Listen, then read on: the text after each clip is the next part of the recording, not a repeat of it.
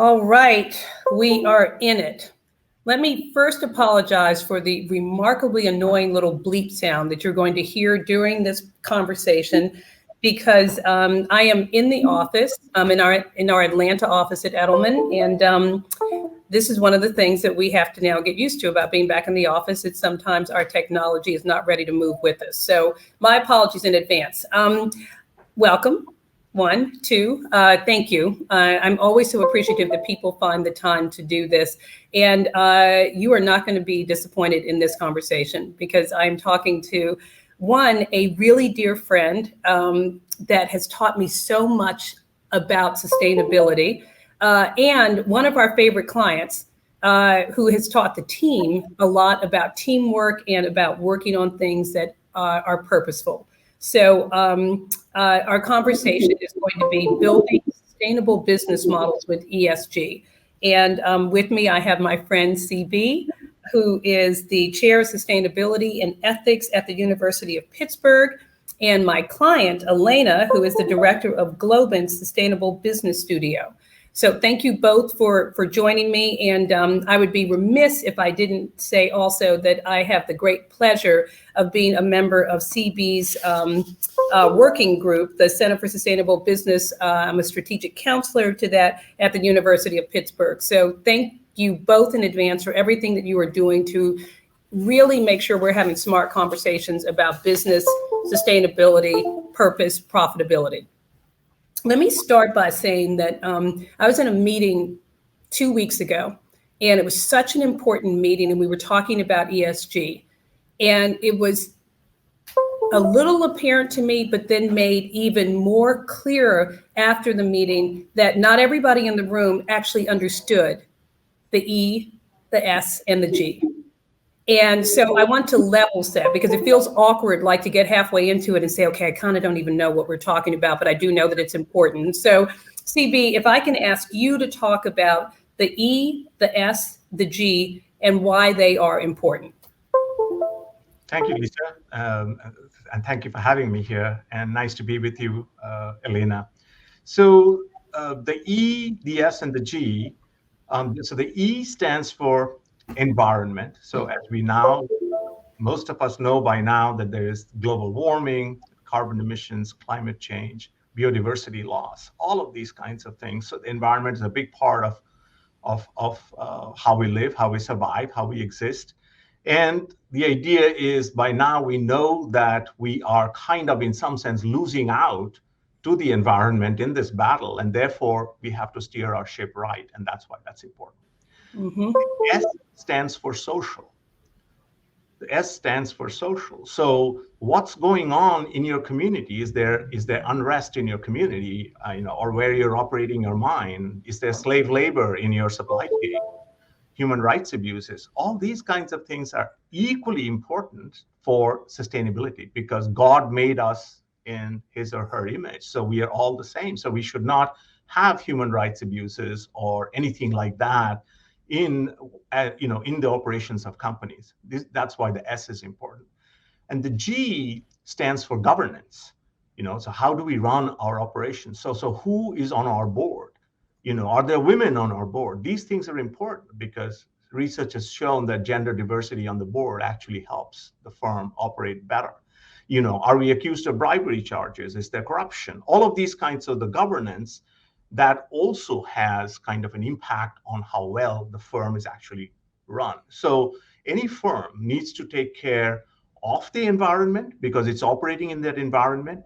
It needs to take care of societal issues, because it operates in society. And it needs to take care of its governance, because that's what makes sure that overall it is running as a smooth operation. So that's why these three go together.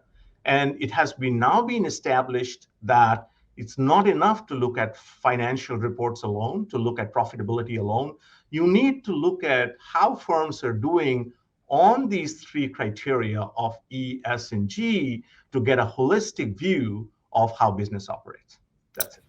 That is might be the most comprehensive and clear description of ESG that I've heard in a while. And Elena, before I ask you about the movement of ESG, my observation in response to what you said, CB, I feel very acutely now. We had the opportunity to meet with some members of our Edelman team yesterday, and they talked about the confluence of societal issues, the environment, and governance, and reminded us that societal issues are incredibly important, but climate and the environmental piece is so directly related. And it's an important component that we have to keep driving very, very, very clearly on. And so it's something that I'm feeling very acutely right now. And that's why your description of it is so remarkably clear. Now, Elena, what's interesting to me is 7 years ago, you heard about ESG.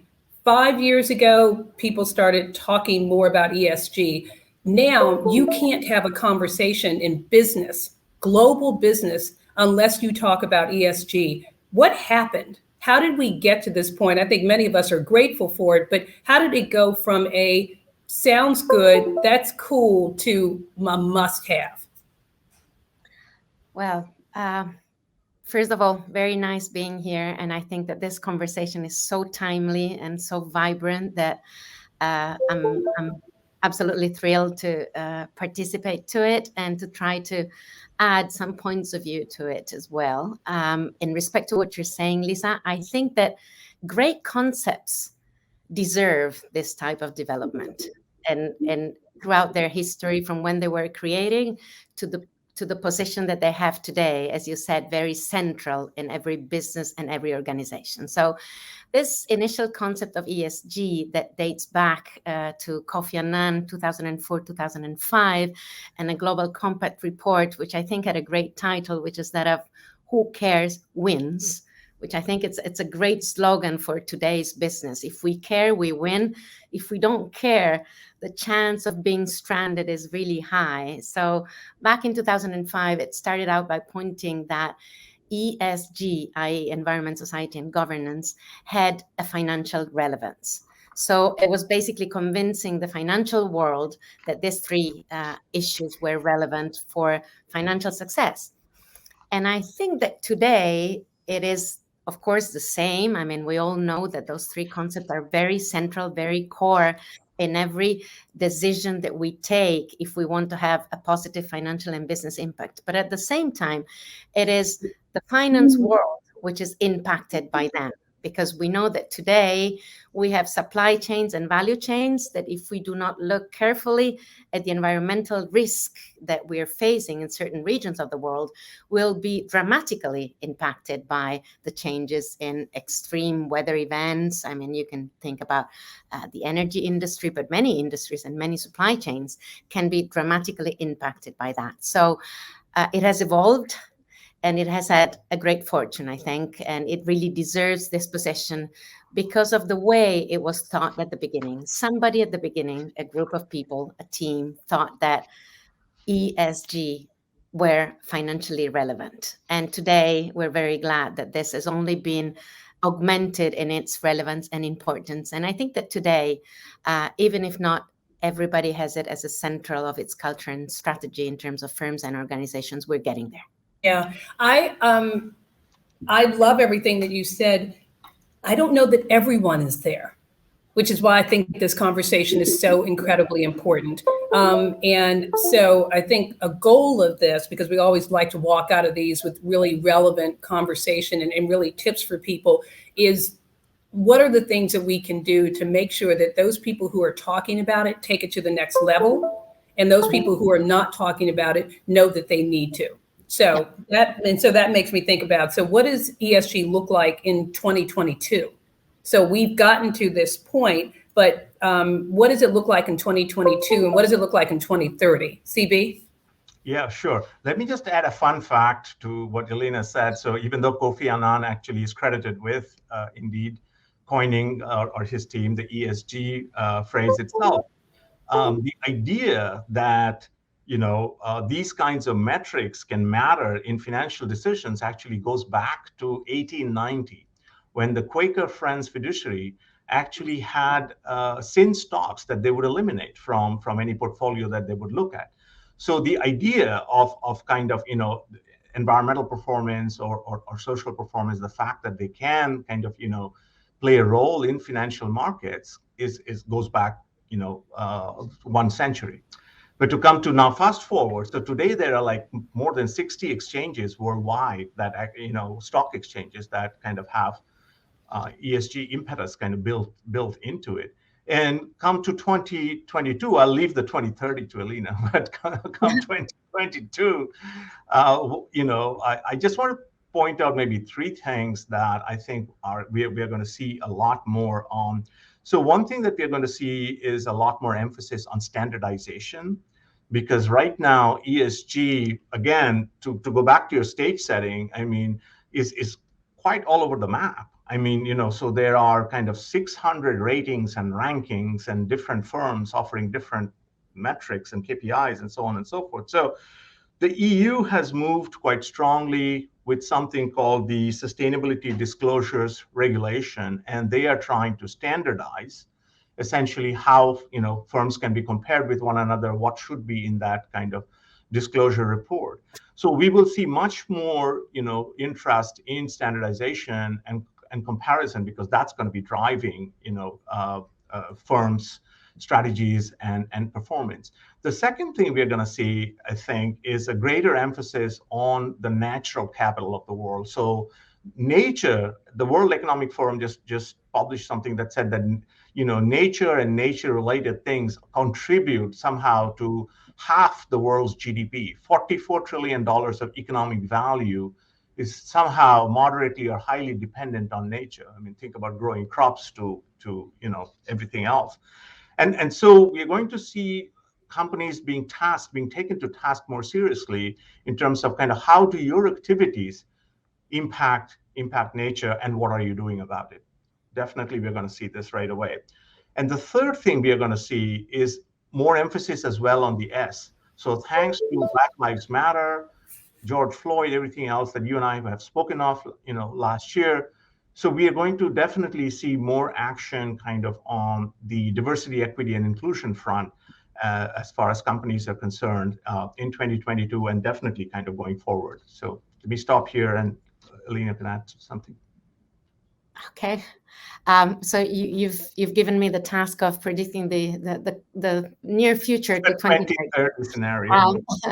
I think that, again, the United Nations helping us in that by setting this decade as the decade of action. I think that this concept is really beautiful in its boldness and in its pragmatical viewpoint. We need to be very practical. We need to take actions on the 3 issues of ESG. And of course, I have a little bit of a struggle today by separating ESG, climate change, and sustainability. I have to say that working within this environment, the 3 concepts somehow always touch each other. So I think that the decade of action will all be about how we bring actionable points on these 3 matters all together to a concrete advancement. So 2030 will be the year in which we have to have had a certain carbon budget not surpassed if we want to keep the temperature below 1.5 or 2 degrees in respect to pre-industrial levels. And let me say that I think that the E and S are possibly today somehow strongly actionable.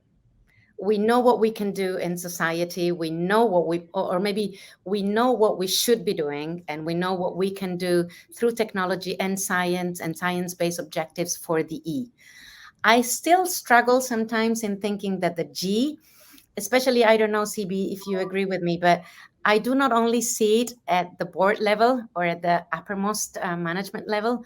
I think that the governance issue on environment and society, it's embedded in the business at every level of the business and of the organization. So that's where I think that we really need to focus at the moment to make sure that ESG, sustainability and climate, if you allow me, all together, need to be very present at every step of the decision-making process. If they're not there from the start, which is somehow, you were mentioning the European Union with the new taxonomy, they're trying to force us to do that. We need to be thinking ahead of what is going to be the process that we are starting in terms of ESG, climate, and sustainability. So get your acts together, all of us. upfront, and do not find yourself in a bad position in 2030. Do it now and act internally and put into force that governance that allows your company to have all these subjects at the heart of your decision-making process.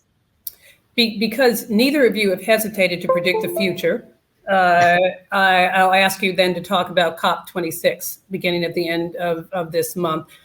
What is for those of us who care deeply about these issues and the intersection of these issues, the way you have described them and the responsibility of these issues, what is the best case scenario for outcomes for COP26? Who goes first? That's a fascinating question. Ladies. Okay, you go first this time. CB's buying time, Elena, by telling you to go first. Let me just say that I'm so thrilled. We're going to be at the COP26. So I'm very happy that we will participating in person to such an important event.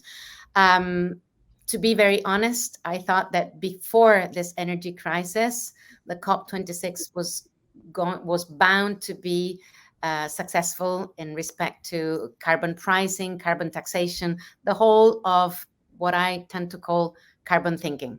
Carbon thinking, I thought that the COP26, because of Mark Carney, because of Bloomberg, because of many of the United Nations now special envoys that have such a strong history in terms of climate action, risk assessment. I mean, they've been really into it and they're role models to that.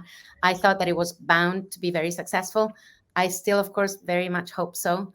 I still very much hope that we will get all familiarized with CO2 and pricing and what that has as an impact, what can have as impact in our net present values of every project that we're looking at. At the same time, we have to face that the energetic crisis is coming in the way and that we probably were not ready for this strong transition or sudden transition, like the Bank of England or Mark Carney had stated at the beginning, that we have a risk in transitioning to a low carbon economy that we need to take into account. Possibly that risk at this point has played it as a major role. So it is not going to be easy to overturn what we're living at the moment, but it's turmoil, it's complicated, may not be straightforward, but still a lot of effort can be done in having this COP linked to a price to CO2, or at least a very in-depth discussion in respect to that. So that's at least. What do you want to see? No, that's ambitious and clear. CB, what do you want to see come out of it? How do we win this? I think we win this by making an appeal that all hands be on deck for the problem. So, it is being seen as a us versus them kind of a situation. Okay, so that's governments fighting governments, saying, okay, it's not my problem, it's your problem. You went with that CO2.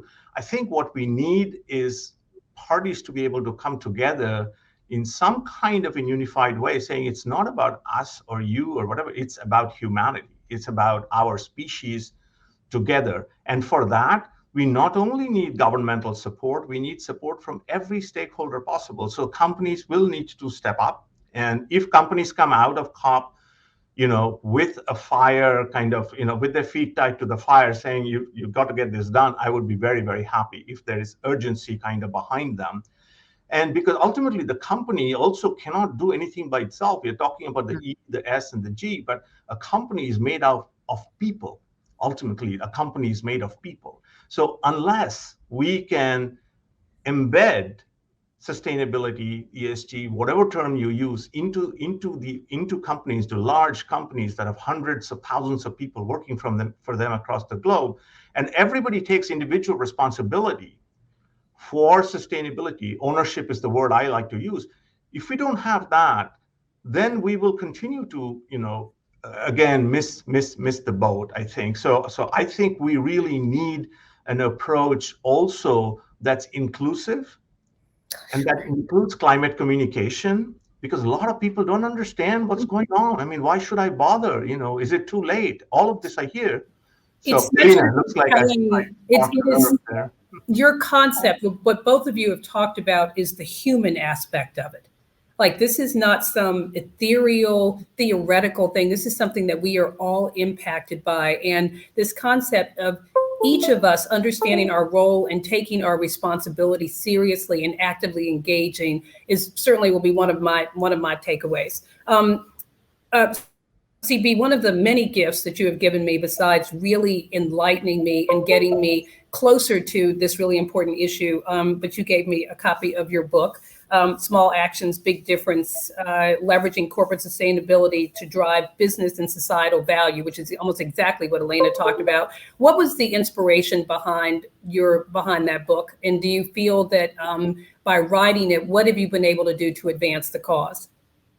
Thank you, Lisa, for giving me that opportunity. The book really came out of the observation that everybody thinks that sustainability, the well-being of our planet and its people, is someone else's problem, right? So small companies think, so I started with executive education students, and I would teach these students, they were from companies, big companies, and I would ask them about sustainability, and it's like, oh, that's important. But we have people taking care of that. I got to meet my targets. I mean, that's much more important for me.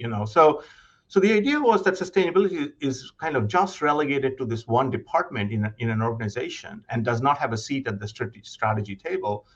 And to me, that was a terrible disconnect. So the idea was, how can we invigorate the entire organization to kind of take up this cause, to take up this responsibility, because it's as much my planet as it is yours. So the inspiration for the book was really to how do we make it everybody's problem rather than everybody saying that it's someone else's problem. And to that point, so I don't know if I'm doing a good job, but there is Small Actions, Big Difference. Please do take a look at the book, because it talks about how do you engage the entire organization from procurement to disposal, so and that cannot be done by one department. So the book kind of unfolds a model for how to get that done. So there's a theme here, and that is active engagement by everyone. This is not somebody else's issue. This is not somebody else's problem. Elena, I think it's been a year, maybe 8 months since the launch of Globant's Sustainable Business Studio. In the realm of everybody has a role to play in their active things. Talk a little bit more about what the mission of the studio is. How has it helped business so far? And what do you see as the future of it? The studio was, first of all, I have to say, a great opportunity in which we could actually twin digitalization and sustainability. So I think that the power of that is the scale. So if you have the content and you have a technological tool as lean as digitalization, for example, that really helps triggering, accelerating, and bringing to scale solutions to the problems that you may decide to face. What we've done so far, we've proposed services, general services to companies, but what we're doing at the moment is partnering up and accompanying the ecosystem of our business portfolio to advance in sustainability. So we take on board through technology everything, in the sense that we do not judge what is your maturity level of sustainability. We try to design end-to-end technology that is appropriate for you in terms of advancing sustainability. So I think that has been a great fortune, a lot of work, but really a great opportunity to twin the two. Again, the European Union calls this the twin transition, sustainability together with digitalization, so that we do not have to do this journey twice. We just do it once. We save time, energy, resources, and we advance all together in that respect. So there's many tools from technology that can actually help that. If I can mention one, or maybe two, because one refers to CB book. I think we took his title without knowing, and now, of course, we're going to acknowledge him, which is that in our process of green IT, we say that every little action counts in terms of greening the next bite. So we're trying to be as green as possible in designing our technology, and that means basically having key performance indicators in terms of energy efficiency. If we save energy, we're directly doing curbing of emissions. So we try to save energy in our processes of artificial intelligence, algorithm, application design, everything in terms of digitalization and technology, so that we can actually save some energy, hence carb emissions. So this is on one side. And the other thing that I'm really thankful technology for is that technology brings clarity. We need to map our processes. If we want to know where we are today as a company that it's starting its sustainability journey, we need to map, diagnose, and map where we are. So if we have a mapping tool, a platform that then can maybe become a digital carbon twin, because it helps me not only mapping my process, but associating a CO2 budget to that process, I think we're all in business. I think that we can all track our CO2 budget, which today is as relevant as our financial budget. So tracking tools through technology really save us a lot of time and shed a lot of clarity on where we are and where we want to be by 2030 or 2040 or 2050. Elena, you talk about clarity very clearly, but you also, when you have talked about companies' roles in terms of becoming more sustainable, then you also say they have to include cultural transformation. What do you mean by that? Okay, I don't want to repeat a very well-known concept, which is culture, it's strategy for breakfast, but maybe we can take it one step farther, which is once something is in your culture, which means that you feel the belonging to that culture, because I think that what CB mentioned as ownership, we can also translate it in terms of belonging. We feel we belong to that decision. We own it because we share it. I mean, we really believe in it as much as I think we share this conversation in a very authentic way. At the same time, if that becomes your culture, then by default, it will be part of your strategy. So if I manage to have those values embedded in my culture, in my decision-making processes, my strategies will automatically cascade out from it. It becomes more of my DNA than mine, and automatically drives my strategy, I think. And I just want to add one thing, that this is all driven by a sense of purpose. Mm-hmm. Every business needs a sense of purpose. Why do we do what we do? If we cannot answer that question, your culture is not going to be where you want it to be. Your strategy is not going to be where it wants. So that's the North Star. And to the student who is looking to launch a career, find purposeful companies. If you work for a company with a purpose, you will have more success doing ESG there than a company that has not bought into it. Now, I do have some messages for companies that have not bought into it yet. I know that. So, CB, talk about that, because that was my big question for you, but I was afraid your head would explode if I asked you. But like, let's be for real. Some companies haven't bought into it, which is why I wanted to start with like a clear definition of it. So what is the fate of those companies that haven't bought into it? And to be balanced and fair, why haven't they? I mean, in short, their fate is not very good. I think they're not going to survive for very long because regulation is coming down the pike. Stakeholders are demanding non-financial disclosure, investors. So all of that, I mean, it's going to be very difficult for those companies. Why haven't they done it? Myopia. There's no other reason. It's just myopia. It's basically the idea of living in the moment. I mean, why do people go out and eat and drink like there's no tomorrow at the cost of health, at their own health? It's short-sightedness, plain and simple, and an inability to understand what life is about. I mean, I'm realizing that more and more. Still holding money above, profits above purpose, and unless that changes, unless we understand that business belongs to society, not the other way around. And business is there to provide a societal benefit and nothing more. I don't think we will win this battle unless we get that philosophy right first.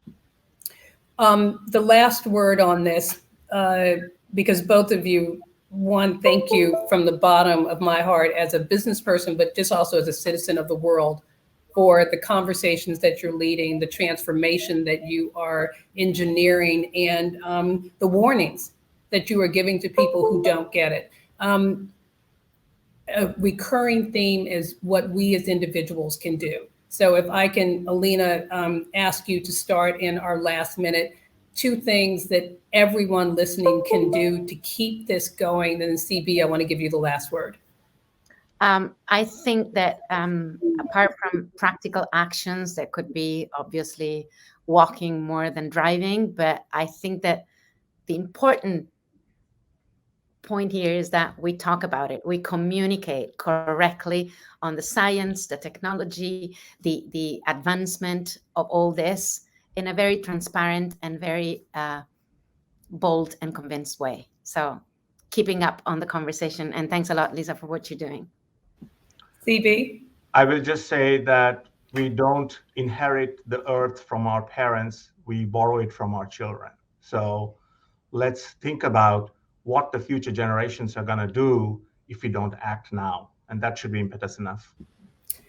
This is my inspiration for the week. This is the direction and clarity and some really tangible counsel and advice. I can't thank the two of you enough. For those people who are able to join us, thank you always for finding the time to do it. I hope you walked away with something. And you're right, CB, this is borrowed. It's a gift and we have to take care of it. Thank you all, and I'll see you soon. Grazie. Thank you very much. Bye-bye. Very nice.